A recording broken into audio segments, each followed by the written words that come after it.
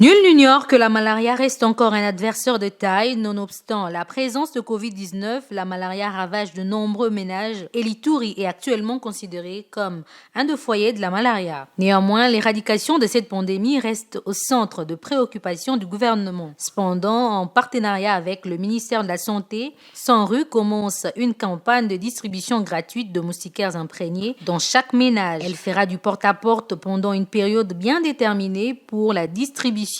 Arrivé de Kinshasa, les directeurs de Sanru et son équipe ont organisé un plaidoyer pour la dite campagne ce mercredi 16 septembre 2020. Bien avant cela, l'équipe est allée présenter ses civilités au gouverneur ad interim. Plusieurs autorités ainsi que la presse ont rehaussé de leur présence cette cérémonie de mobilisation pour la distribution de moustiquaires, car il était question de vulgariser l'information. Conscient des défis à relever, notamment l'insécurité et les croyances religieuses rétrogrades, le docteur Eric Mukomena, directeur de PNLP, explique les étapes à suivre lors de cette campagne, notamment la formation de personnes accréditées pour la distribution qui interviendra en décembre 2020. Et cette fois-ci, il y aura dénombrement couplé à la distribution. Pourquoi? La raison est simple, parce que on évite le nombre de passages pour ne pas se contaminer.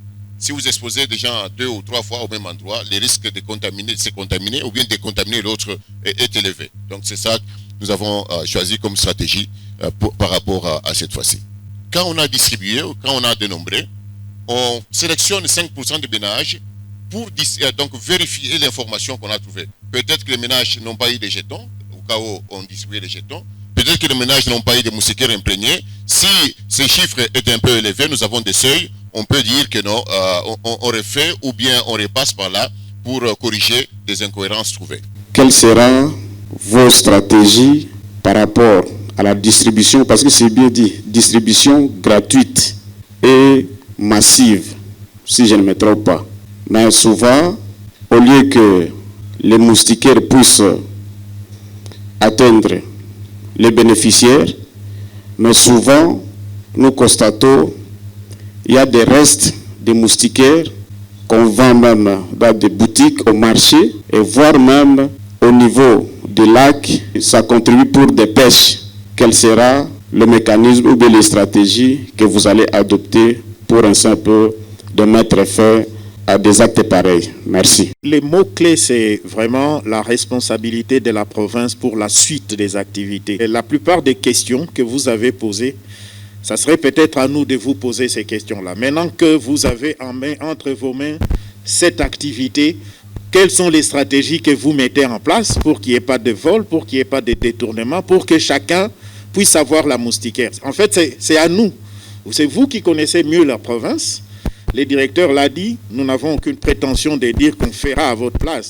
Maintenant que l'activité sera remise entre vos mains, c'est à nous de vous poser la question. Et c'est en fait le travail que vous allez faire après, lorsque vous entrez dans les discussions dans les différents comités qui sont là. C'est même là le travail de ces différents comités. C'est de dire, pour telle situation, qu'est-ce qu'on fera? Quelle stratégie on va mettre en place? Et nous, on viendra en appui, comme on a dit, pour dire qu'est-ce qui est faisable sur le plan des ressources, qu'est-ce qui ne l'est pas.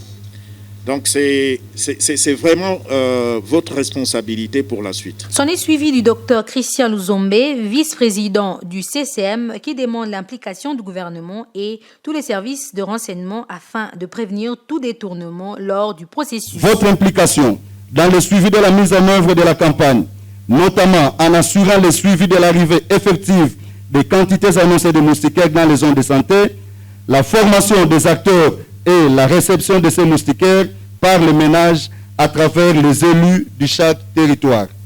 Vos alertes des autorités de la police et de l'exécutif sur toute dérive. Et l'acte d'engagement a été lu par le ministre provincial de la Santé, Patrick Karamoura. Signa et faisait signer par toutes les provinces un engagement pour soutenir les activités de la lutte contre le paludisme en RDC. C'est pourquoi, pour emboîter le pas dans notre province, Son Excellence, Monsieur le Gouverneur de la province de l'Ituri, Honorable Jaba Manissa Saïdi,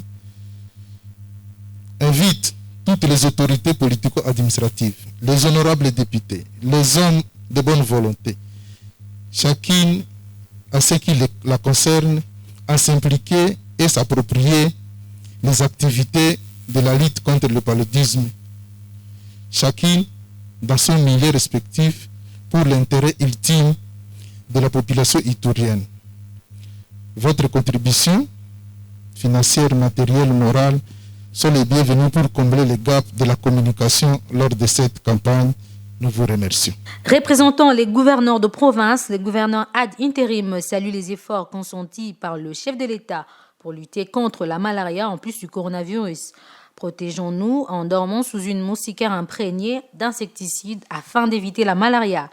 Car, dit-on, au mieux vaut prévenir que guérir.